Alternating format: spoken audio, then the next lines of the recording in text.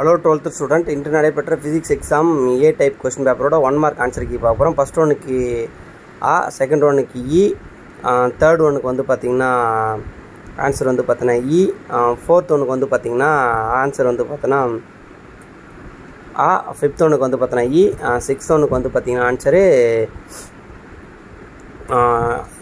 A answer. 7th ஒன்றுக்கு வந்து பார்த்தீங்கன்னா டி ஆன்சரு. 1 மார்க் எப்படி இருந்துச்சுன்றதை கீழே கமெண்ட் பண்ணுங்கள்.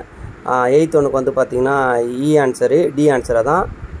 இது ஏ டைப்புக்கான ஆன்சர் மட்டும் பார்த்துட்ருக்கோம். அப்புறம் வந்து பார்த்தீங்கன்னா 9th ஒன்றுக்கு பி ஆன்சரு, 10th ஒன்றுக்கு ஏ ஆன்சரு,